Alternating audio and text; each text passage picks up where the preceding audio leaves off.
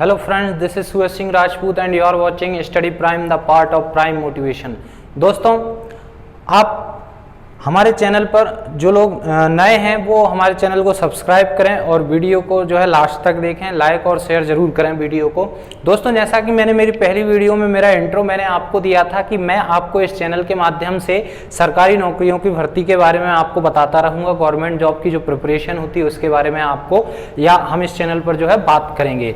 तो दोस्तों, आज मैं आपके लिए लेकर आया हूँ यूपीएससी के एग्जाम के बारे में। आज हम बात करेंगे कि क्या होता है यूपीएससी, उसकी पूरी वैकेंसी की जो प्रोसेस होती है वो क्या होती है। तो सबसे पहले तो मैं आपको बताना चाहूंगा कि यूपीएससी कैसा क्या होता है। एक्चुअल में यूपीएससी से पहले हमें पीएससी के बारे में जानना पड़ेगा। पीएससी का मतलब होता है पब्लिक सर्विस कमीशन, और पीएससी की स्थापना हुई थी 1926 में, जो आगे चल के 1950 के बाद जिसे यूपीएससी के नाम से जाना जाने लगा और जिसे कहते हैं यूनियन पब्लिक सर्विस कमीशन। ठीक है, संघ लोक सेवा आयोग, इसे हिंदी में पूरा नाम इसका है संघ लोक सेवा आयोग। तो इसके बारे में आज हम बात करेंगे। दोस्तों, आपने देखा होगा आपके क्षेत्र में या आपके क्षेत्र में भी देखा होगा और आपने सुना भी होगा, न्यूज के माध्यम से आपने देखा होगा आईएएस, आईपीएस, आईएफएस या कलेक्टर, एसडीएम, डीएम क्या होते हैं। ये कभी आपके दिमाग में ये चीज आई या ये बात आई कि ये लोग बनते कैसे हैं? तो इन्हीं लोगों की जो पूरी वैकेंसी की जो प्रोसेस होती है वो कराने की जिम्मेदारी होती है यूपीएससी के पास होती है।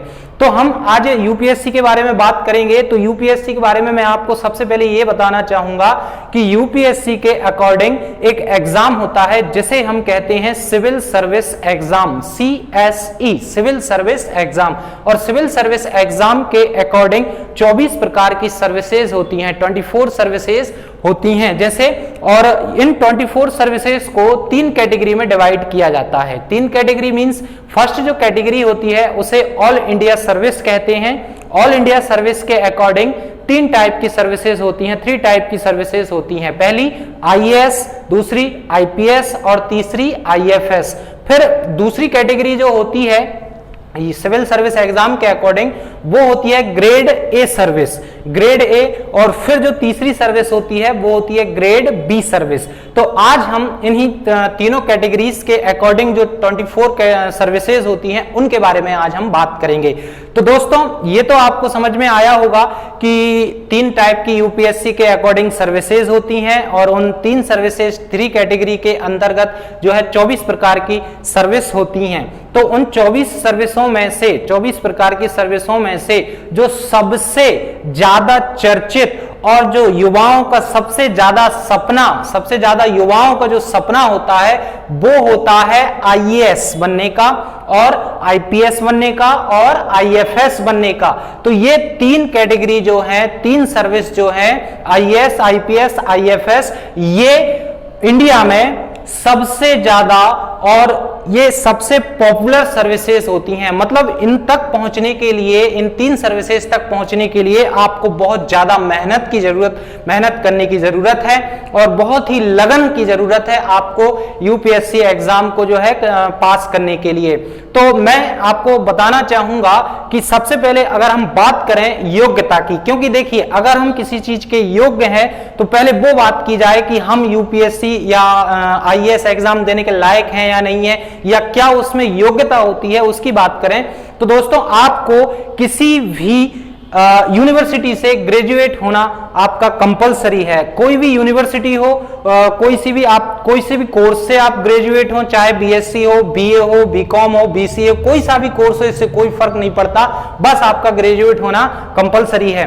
दूसरी अगर बात करें तो इसमें परसेंटेज का कोई वो नहीं होता, परसेंटेज कोई मायने नहीं रखते। आप सिर्फ पास हो और पासिंग मार्क्स अगर आपके हों और आप ग्रेजुएट हैं तो आप यूपीएससी के लिए, यूपीएससी एग्जाम्स के लिए, सिविल सर्विस एग्जाम के लिए अप्लाई कर सकते हैं। दोस्तों, यूपीएससी जो एग्जाम होता है वो हर साल कंडक्ट होता है, हर साल में एक बार जरूर कंडक्ट होता है और इसमें अलग अलग विभाग के लिए वैकेंसीज निकलती हैं। उसमें दिया रहता है यूपीएससी के अकॉर्डिंग, ये दिया होता है जब भी वैकेंसी निकलती है तो उसमें ये साफ दिया रहता है कि ये किस सर्विस के लिए एग्जाम कंडक्ट कराने के लिए वैकेंसी ओपन की गई है। मींस ये सिविल सर्विस एग्जाम के लिए वैकेंसी ओपन है या अदर किसी सर्विस के लिए जो है वैकेंसी निकाली गई है। तो पहली चीज तो इसमें क्या हो गई, योग्यता। अब दूसरी बात ये करते करते हैं नेशनलिटी की, आपकी मतलब जो आप पहली चीज ये कि आपका भारतीय होना बहुत जरूरी है, तो ये चीज हो गई किसकी, नेशनलिटी की, मतलब ये राष्ट्रीयता की बात हो गई। अब अगली बात करते हैं कि यूपीएससी के लिए आपकी उम्र क्या होनी चाहिए, सिविल सर्विस के लिए आपकी उम्र क्या होनी चाहिए। तो दोस्तों सिविल सर्विस के लिए अलग अलग कैटेगरी के हिसाब से अलग अलग एज डिसाइड की जाती है। जैसे जनरल के लिए 21 वर्ष से 32 वर्ष एज डिसाइड की गई है और ओबीसी के लिए 21 वर्ष से 35 वर्ष एज डिसाइड की गई है। ठीक, मतलब आपको 3 साल का ओबीसी में जो है एज रिलैक्सेशन मिलता है, आपको 3 साल की छूट मिलती है। अब बात करते हैं एसटी एससी की, तो एसटी एससी के लिए 21 वर्ष से 37 वर्ष तक वो अप्लाई कर सकते हैं एसटी एससी कैटेगरी के लोग। तो ये हो गई आयु की बात। ठीक, अब बात करते हैं अटेम्प्ट की कि आप यूपीएससी का जो एग्जाम है वो कितनी बार दे सकते हैं। तो देखिए ये जो अटेम्प्ट की बात है ये भी कैटेगरी के हिसाब से डिसाइड की गई है। जनरल कैटेगरी का अगर कोई स्टूडेंट है, आप अगर जनरल कैटेगरी से बिलोंग करते हैं तो आप 6 बार यूपीएससी एग्जाम को दे सकते हैं। अगर आप ओबीसी से बिलोंग करते हैं तो आप 9 बार यूपीएससी एग्जाम अटेम्प्ट कर सकते हैं। और अगर आप एसटी एससी से बिलोंग करते हैं तो आपके लिए कोई लिमिट नहीं है एग्जाम को देने की, आप कितनी भी बार एग्जाम दे सकते हैं। 21 वर्ष से 37 वर्ष की आयु में नो लिमिट। तो ये हो गई बात किसकी, अटेम्प्ट की। अब पेपर की बात करते हैं, इसका सिलेबस क्या होता है, एग्जाम पैटर्न क्या होता है, उसकी बात करते हैं। तो दोस्तों इसमें पेपर में जब इसकी जो वैकेंसी निकलती है तो उसके साथ ही इसका सिलेबस भी निकाला जाता है। कोई सी वैकेंसी हो, वो यूपीएससी की हो या अदर कोई वैकेंसी हो, तो उसको वैकेंसी के साथ उसका सिलेबस जरूर निकाला जाता है कि क्या एग्जाम पैटर्न होगा। और जो हमारे सिविल सर्विस एग्जाम होते हैं उनमें 3 फेस होते हैं, 3 फेस होते हैं। आपको 3 टाइप के परिणामों से गुजरना पड़ेगा। पहला जो आता है वो होता है प्रीलिम्स, प्री एग्जाम होगा आपका, और दूसरा जो होगा वो मेंस एग्जाम होगा, और तीसरा होता है इंटरव्यू। दोस्तों इसमें तीनों चीजें बहुत ही कंपलसरी हैं, आपको तीनों चीजों को पास करना पड़ता है। ठीक, ऐसा नहीं है कि आप प्री में पास हो गए, मेंस में पास हो गए, इंटरव्यू अगर आपका चल गया तो कोई दिक्कत नहीं, ऐसा नहीं होता। इसमें तीनों चीजें बहुत कंपलसरी हैं और मैक्सिमम जो लोग फेल होते हैं या जो स्टूडेंट बाहर होते हैं वो इंटरव्यू में ही बाहर होते हैं। वे ऑफ टॉकिंग पर मामला गड़बड़ हो जाता है। तो आपको तीनों चीजों पर बहुत अच्छी कमांड करनी पड़ेगी, बहुत अच्छे से आपको मेहनत करनी पड़ेगी, क्योंकि ये जो यूपीएससी का जो एग्जाम है या सिविल सर्विसेज जो है वो ये मान के चलिए कि जितनी भी नौकरियां हैं उन सब की ये राजा नौकरी है। यूपीएससी एग्जाम फेस करना, पास करना कोई छोटी मोटी बात नहीं है। उसके लिए बहुत मेहनत चाहिए, बहुत लगन चाहिए, बहुत त्याग चाहिए। वो त्याग आपके अंदर आपको जगाना पड़ेगा और वो त्याग जिस दिन आपके अंदर जाग जाएगा, ये मान लीजिए कि आप यूपीएससी पास, निकल गई यूपीएससी एग्जाम, आप सिविल सर्विस में सेलेक्ट हो जाएंगे। तो मेहनत इतनी करना है आपको। तो मैं बात करूंगा अब एग्जाम के बारे में कि जो एग्जाम पैटर्न जो होता है वो क्या होता है। तो जैसा मैंने आपको बताया कि 3 टाइप के इसमें जो है आपको 3 तरह के परिणामों से गुजरना पड़ेगा।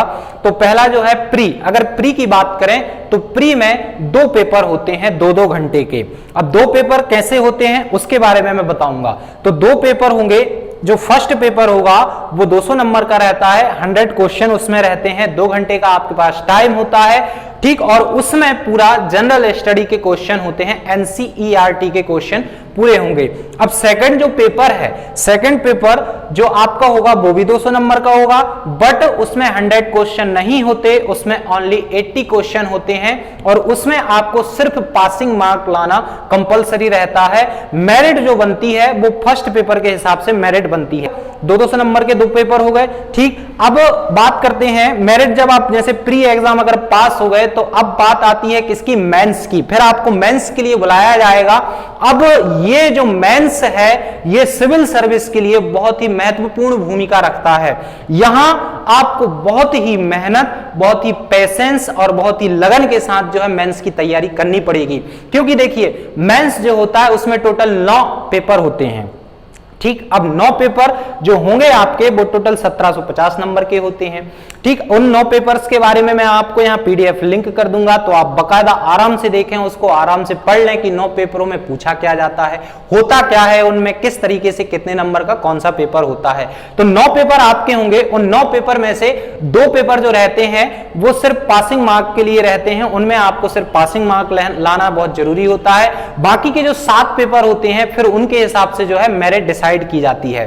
ठीक, तो ये हो गई मेंस की बात। अब बात करते हैं किसकी, अब अगली जो प्रोसेस होती है वो होती है इंटरव्यू की। जब आप मेंस क्लियर कर लेंगे तो अब जब इंटरव्यू के लिए आपको बुलाया जाएगा, इंटरव्यू एक बहुत मेन पार्ट होता है, प्री मेंस के बाद इंटरव्यू। तो जैसे आपने प्री और मेंस के लिए मेहनत की उसी तरीके से आपको इंटरव्यू के लिए भी मेहनत करना पड़ेगा, और जब आप इंटरव्यू में भी आप पास हो जाएंगे तो आपकी रैंक के हिसाब से फिर आपकी पोस्ट डिसाइड होती है, आपकी मेरिट के हिसाब से आपकी पोस्ट डिसाइड होती है। तो दोस्तों जैसे प्री की हमने बात की कि प्री में जो है 200 नंबर का जो पहला पेपर होता है, फर्स्ट पेपर होता है, उसके हिसाब से मेरिट डिसाइड होती है। तो अगर हम पिछले पेपर की बात करें तो पिछले पेपर में लगभग 200 में से 110 जनरल का कट ऑफ गया था प्री के लिए। ठीक, और जो मतलब मान लीजिए कि आपको अगर आप अंडर 100 हैं, 100 से आप ऊपर हैं, अगर आप 100 के अंदर हैं तो ये मान के चलिए कि आपका मेंस प्री जो है वो आपका 101% क्लियर होना है। फिर आप सेकंड पेपर के लिए आते हैं, मेंस के लिए आते हैं, तो मेंस में अगर आप 900 मार्क्स आपको लाना कंपलसरी होता है, क्योंकि पिछला जो एग्जाम हुआ था यूपीएससी का उसकी जो मेरिट गई थी वो जनरल की 900 के अकॉर्डिंग गई थी, तो आपको लगभग 900 मार्क्स लाना जो है कंपलसरी है। अब बात अगर टोटल कट ऑफ की करें, लास्ट में जो कट ऑफ आता है उसमें आपको ज्यादा नहीं तो लगभग 1100 नंबर के समथिंग आपके मार्क्स होने चाहिए। अगर आपके 1100 समथिंग मार्क्स हैं तो ये मान लीजिए आप जो फर्स्ट कैटेगरी होती है, मतलब ऑल इंडिया जो सर्विस होती है, उसके लिए आप योग्य हैं। तो दोस्तों देखते रहिए स्टडी प्राइम, और हमारी वीडियो को लाइक शेयर जरूर करें, चैनल को सब्सक्राइब करें, और अगली वीडियो में मैं आपको अगली वैकेंसी के बारे में बताऊंगा। तो मिलते हैं नेक्स्ट वीडियो में फिर किसी वैकेंसी के बारे में। तब तक के लिए नमस्कार, बाय बाय, जय हिंद, जय भारत।